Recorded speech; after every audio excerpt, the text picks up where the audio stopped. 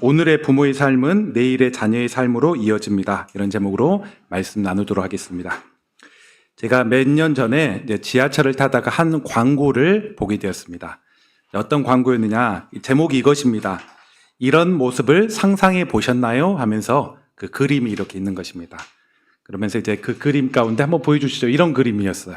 우리가 그때 당시만 하더라도 경로석이라는 게 지하철 좌석이 한 10% 정도 있고 보통 일반석이 전체적인데 이것들이 역전돼 가지고 이제 경로석이 거의 90% 정도 차지하고 일반석이 10% 그리고 아이들이 별로 없는 그런 어떤 내용들, 이런 모습을 상상해 보았나요? 제가 보면서 참 아이디어도 좋고 확 다가오는구나, 그런 좀 생각이 좀 들었습니다.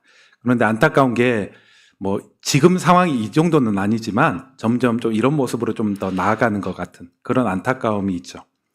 네, 이 광고가 언제 나왔나 제가 다시 한번 확인해 보니까 지금으로부터 20년 전에 2005년에 처음 이 광고가 만들어져서 그때부터 제가 2005년은 아니고 한 2010년 이후로 봤던 것 같은데 이런 광고가 그때부터 있고 좀 뭔가의 우려스러운 그런 상황들이 있었구나, 이런 생각을 좀 하게 되었습니다.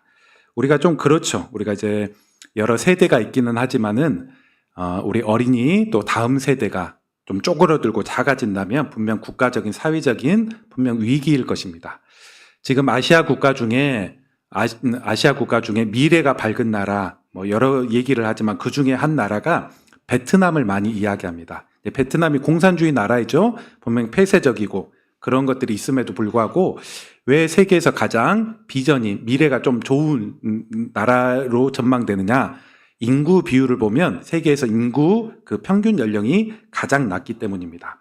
어린아이 많고 청소년 많고 노인도 분명 베트남이 인구 자체도 많긴 많지만 전체적으로 많긴 많지만 그 평균 연령으로 보면 청년, 어린아이, 청소년 비율이 굉장히 높기 때문에 또 학업에 대한 또 학구열도 또 아시아권 중에는 그래도 적지 않기 때문에 그런 나라가 미래에 더 밝고 또 폐쇄적인 상황만 조금 더 풀리면 훨씬 더 좋아질 거라 이렇게 이야기하기도 합니다.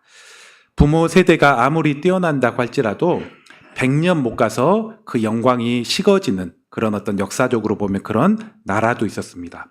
분명 할아버지 세대만 하더라도 부모님 세대만 하더라도 세상을 호령했음에도 불구하고 자녀 혹은 손자 때 되면 너무 쪼그러들어가지고 폐망으로 나아가는 그런 위기들이 있는 그런 모습들도 있습니다.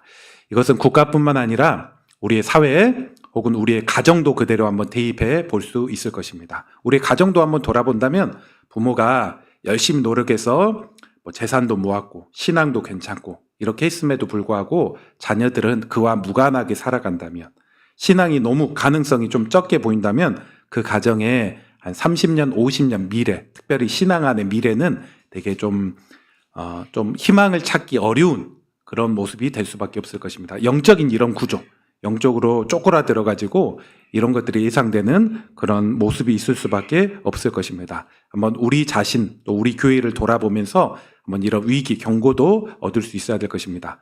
주변에 큰 교회 보면 어른들은 1000명, 2000명 모였음에도 불구하고 청년부 이하가 100명도 안 모이는 그런 교회가 꽤 생각보다 많고, 이런 것들이 되게 우리의 그런 고민의 그런 지점이죠. 그리고 우리도 어떻게 하면 희망 세대를 더 좀 키워보고자 그렇게 또 교회도 함께 또 만들어 가고 있는데, 마음만, 기도뿐만 아니라 또 실질적인 우리의 그런 활동이 뭐가 있을까, 또 가정에서 해야 될 일이 뭐가 있을까, 이런 것들을 함께 찾아봐야 될 줄로 믿습니다.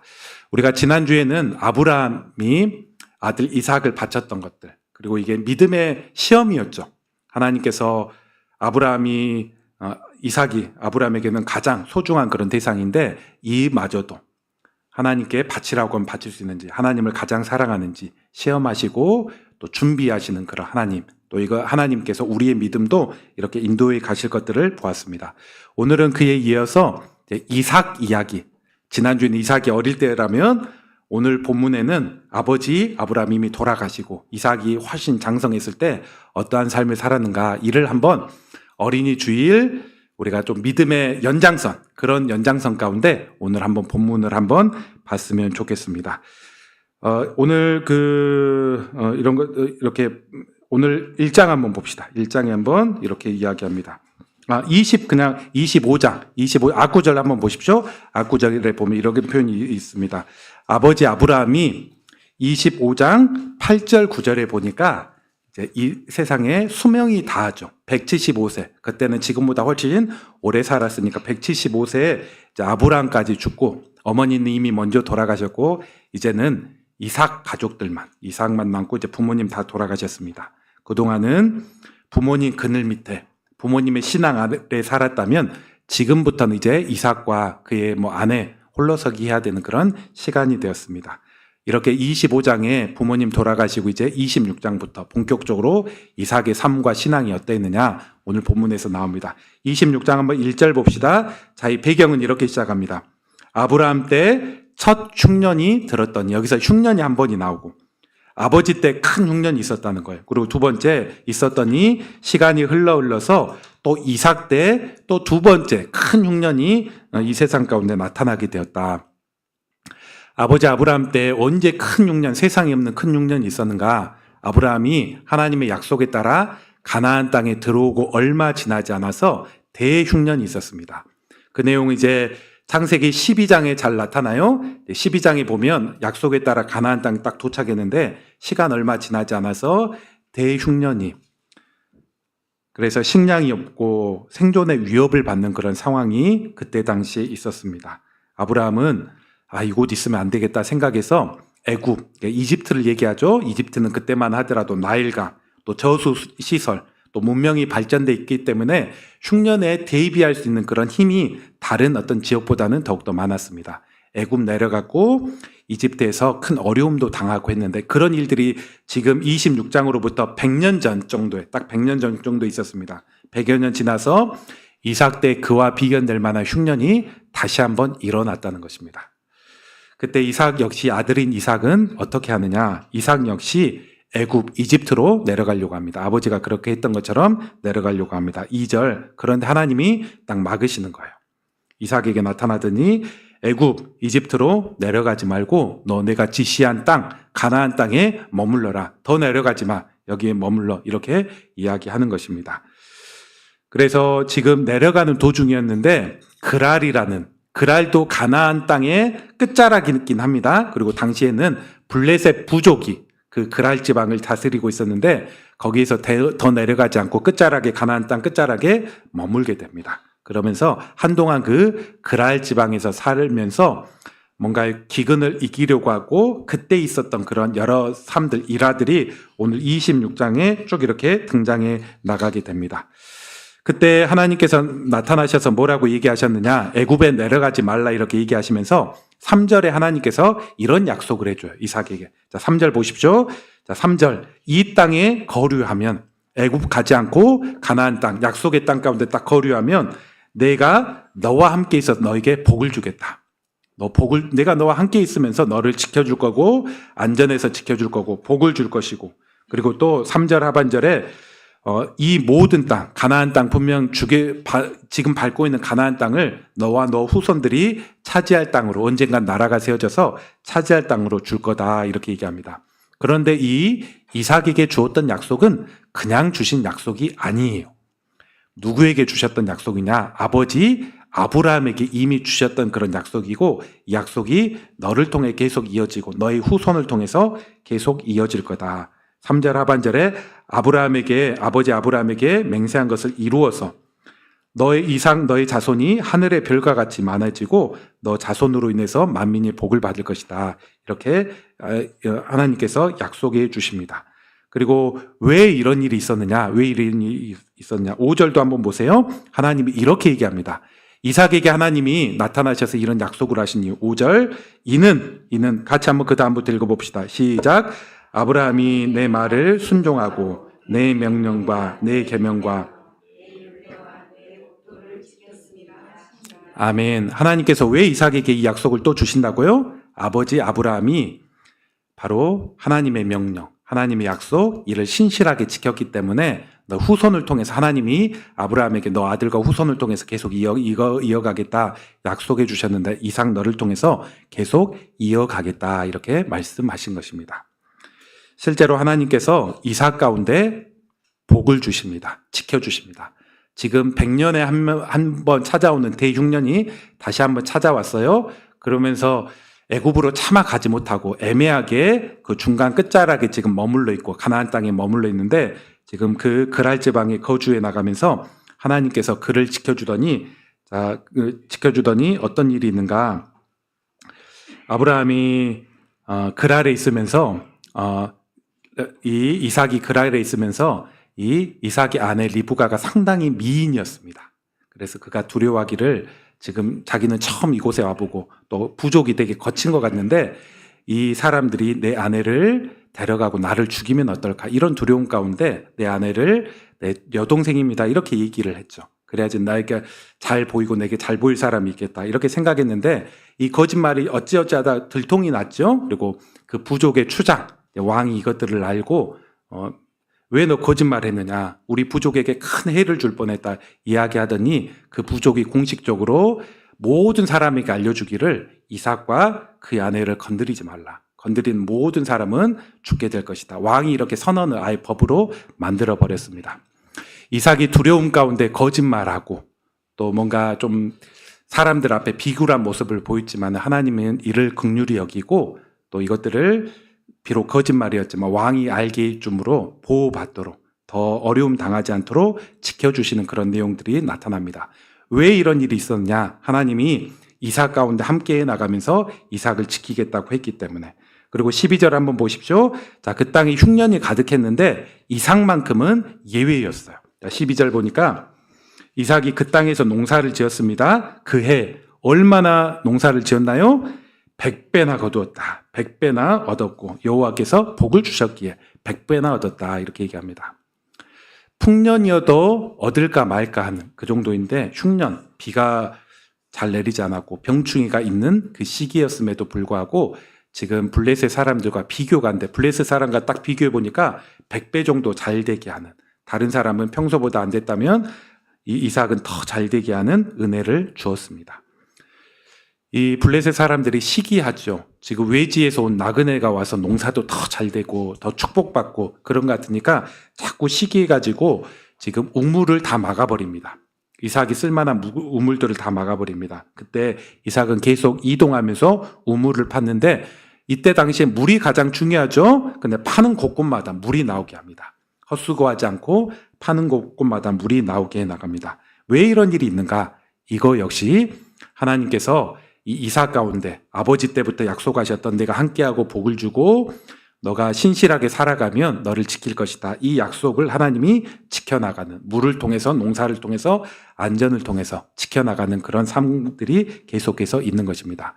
이런 일들이 왜 일어나느냐? 26장에는 계속 이렇게 얘기합니다. 바로 아브라함의 언약을 하나님이 지키심으로 아들에게 이삭에게 복을 주셨다. 이렇게 표현을 합니다. 우리 성경 한번 이 구절도 한번 보죠. 우리 24절 한번 봅시다. 24절도.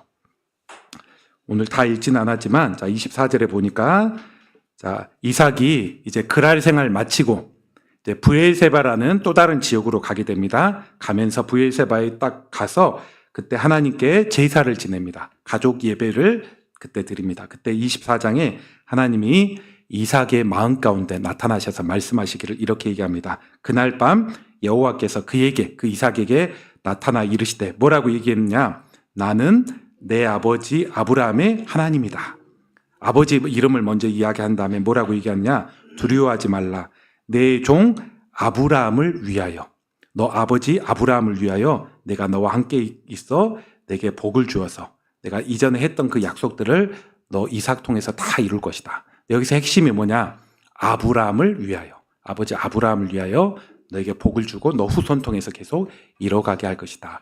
이렇게 계속 아버지 이름 이야기하면서 하나님께서 아브라함 아버지 이름 이야기하면서 이삭을 지키시고 복을 이어가게 하시는 그런 흔적들이 나타납니다.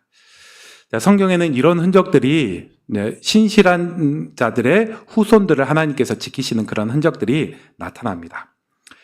우리가 이제 쭉 성경 최근에 큐티하면 솔로몬, 다윗 이렇게 최근 보고 있는데 이제 솔로몬도 마찬가지죠. 우리가 최근에 큐티 새벽 예배하면서 솔로몬 보고 있는데 솔로몬이 지금 초창기에는 그래도 믿음으로 살지만 인생 후반기에 하나님 떠나가서 아주 못된 못된 행동 아주 많이 합니다. 우상 곳곳에 세우고 분명 하나님 보실 때는 왕 위에서 폐위될 만한 그런 큰 중죄가 막 이렇게 중죄를 계속해서 짓고 있는데도 불구하고 하나님께서 이렇게 말씀하셔요. 우리 한번 앞에 자막 한번 띄워주실래요? 자막 한번 이거 제가 찾은 것 같은데 열왕기상 11장 12, 13절에 보니까 이렇게 얘기합니다. 우리 앞에 하나님이 솔로몬에게 나타나셔서 뭐라고 얘기하느냐? 내 아버지 다윗을 위하여 내가 너의 왕위를 빼앗지 않겠다.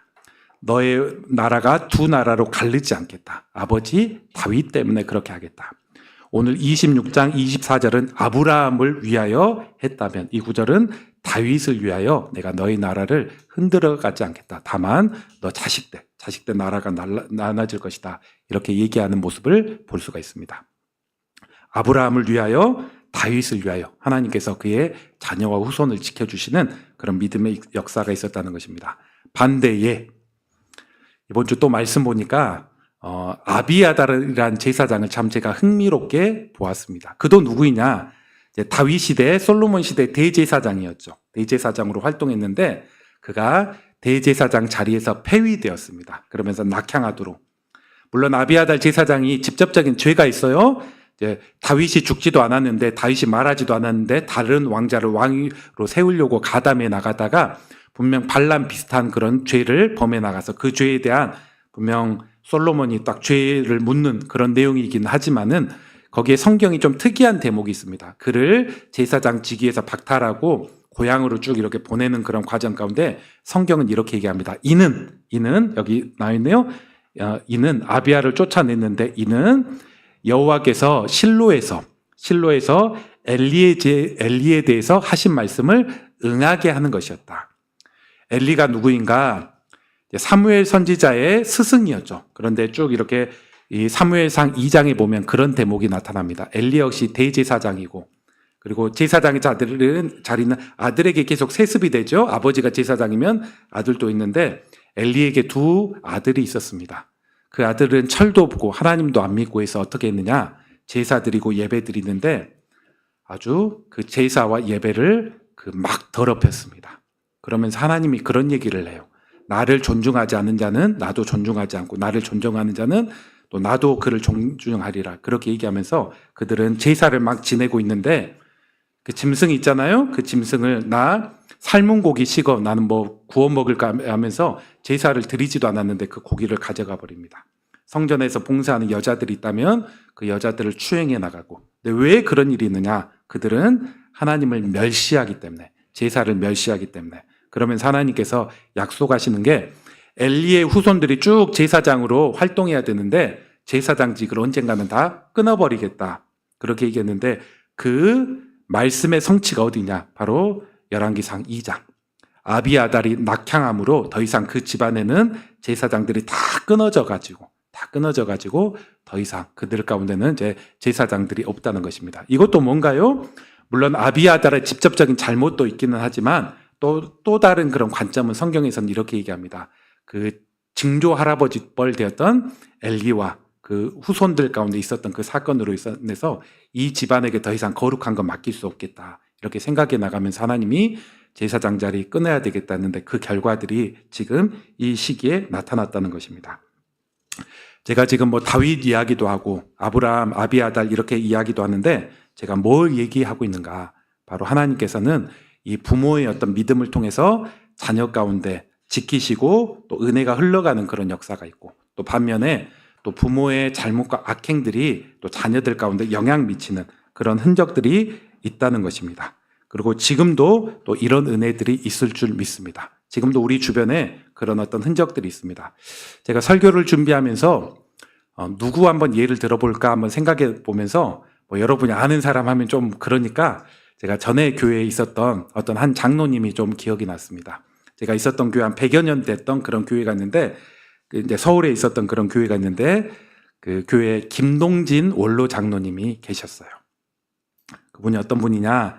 10대 거기에서 이제 농사 짓고 살았던 그런 분인데 10대 예수님을 믿고 그 교회를 뭐 거의 뭐 개척교회 된 그런 교회였는데 아주 잘 섬기고 20대 선생님하고 30대 목사님도 제대로 없는 그런 교회에 막 어떤 때는 설교도 하고 막 그렇게 하면서 거의 어려운 교회 10년 이상 섬기고 주축으로 섬겼던 그런 어떤 청년이었고 이후에 장로님 되었던 일찍 장로님 되었던 그런 분이셨습니다. 제가 부임할 때는 이미 퇴임하고 노안으로 잘 활동을 못했는데 제가 가까이서 얼굴 본 적은 한 번도 없어요. 그냥 병원에 계속 계셔가지고 얼굴 본 적 없고 제가 좀 사역할 때 돌아가셨던 그런 분인데 그런 쭉 교회에 연표나 여러 가지 보면 그분의 일화, 삶 뭐 이런 것들이 쭉 이렇게 나오는 것을 보았습니다. 그렇게 살아가면서 농사를 지으니까 하나님이 복을 주셔가지고 다른 어떤 사람보다 농사를 잘 지었어요. 그래서 헌금도 하고 교회도 세우고 그리고 땅을 그분이 좀 샀습니다. 주변에 그 지역이 개발되면서 되게 또 부유하게 되고 또 교회도 땅을 샀는데 또 함께 또 잘 돼서 교회 기반들도 잡아지고 뭐 이런 흔적들이 있습니다. 두 아들이 있는데 그 아들들도 다 잘 돼가지고 그 교회 장로님이 되었습니다. 한 분은 총신대 역사신학 가르치는 그 교수님이었고 한 분은 어디 스포츠학과 대학에서 또 다른 것들을 가르치는 그런 교수님이셨습니다. 이런 흔적들 보면 교인들이 하나같이 이구동성으로 이야기합니다. 이 자녀들이 잘 됐는데 또 손자들도 되게 신앙이 좋아요. 이런 것들 보면서 다 이것은 김동진 장로님이 믿음의 씨앗을 뿌리고 교회에 세워서 그런 흔적들을 아들들이 지금 먹고 있는 것이고 손자 때까지 이어가고 있다. 교인들이 하나같이 그런 이야기를 합니다. 제가 김동진 장로님을 가까이서 뭐 보지는 못했지만은 저도 간접적으로 좀 그런 것들이 느껴질 수 있습니다. 이분이 되게 이 자식들이 경건하게 나름대로 살려고 하는데 그 신앙의 그런 어떤 두꺼운 그런 어떤 기둥 같은 그런 힘이 그런 자녀들 가운데 뭔가 흘러넘치는 그런 흔적들이 있구나 이런 모습들을 보게 됩니다.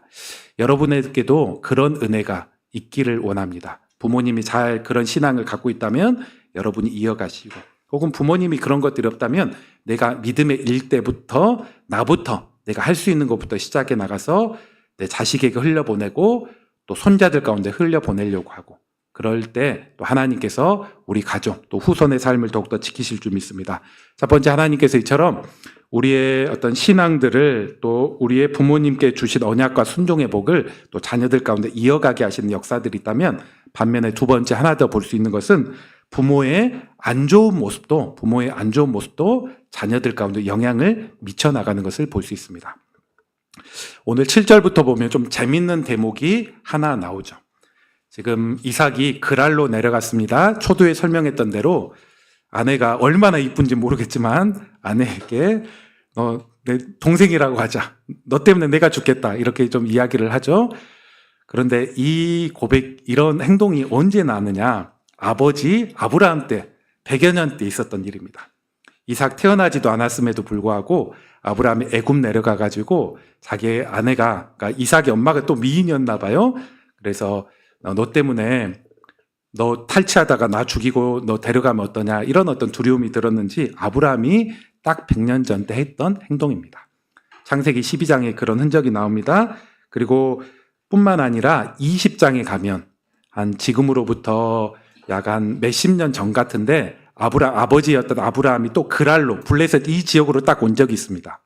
지금 아브라함이 거하고 있는 이곳에 온 적이 있는데 이때도 아브라함이 또 두 번째 그렇게 행동을 해요. 내 아내를 동생이라고 좀 속이고 그러면서 아내를 뺏기기도 하고 더 큰 어려움 당할 뻔했는데 하나님께서 또 지켜주셔가지고 그런 일들이 있었는데 그런 아브라함의 두 번의 반복적인 그런 실수가 있었는데 이삭은 이때 태어나지도 않았어요. 이런 일이 있는지도 모릅니다. 그런데 어려움 당한 뭔가 환경이 메이니까 동일한 패턴이 아들을 통해서 지금 반복되고 있다는 것입니다. 애굽 가려고 했고 애굽까지는 차마 가지 않았지만 그랄에 머무르면서 아내를 또 내 동생이라 속이는 그런 반복적인 그런 패턴이 그에게 나타납니다. 우리가 한번 이런 것들을 보면 우리에게도 어떤 신앙이든 성품이든 뭐 여러 가지 그런 것들이 있지만은 부모님이 알려주지도 않았는데 습성이나 어떤 태도들이 자연스럽게 흘러내려갈 수 있는 그런 모습들이 많이 있음을 우리 돌아봐야 됩니다. 그리고 과학자들 역시도 실제로 이렇게 얘기합니다.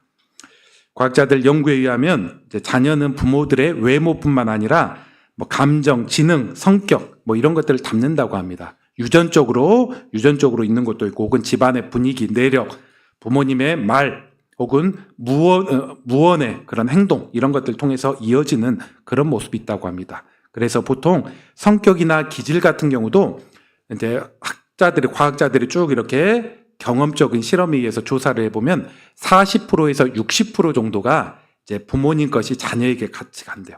뭐 결정은 되지 않죠. 근데 한 40에서 60% 정도의 습성이나 태도가 한번 경험적으로 쭉 이렇게 보면 그런 모습이 이어지더라 이렇게 얘기합니다. 그러면서 한 실험에서 이런 실험을 했어요.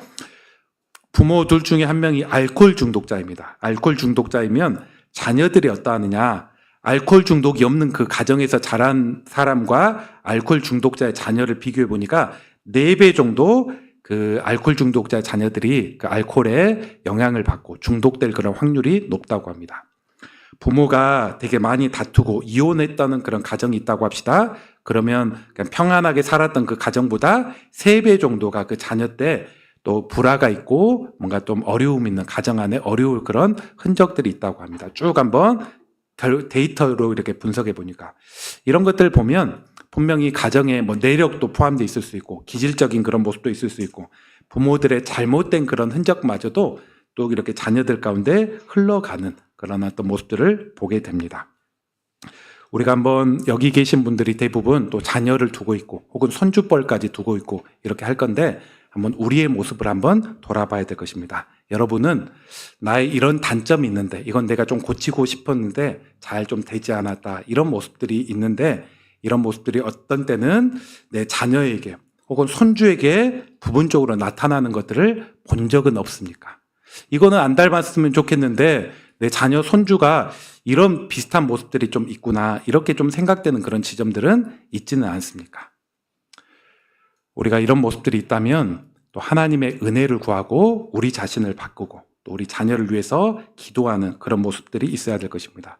제가 일전에 한 어머니의 한 간증을 본 적이 있습니다. 하나 어머니의 그런 간증.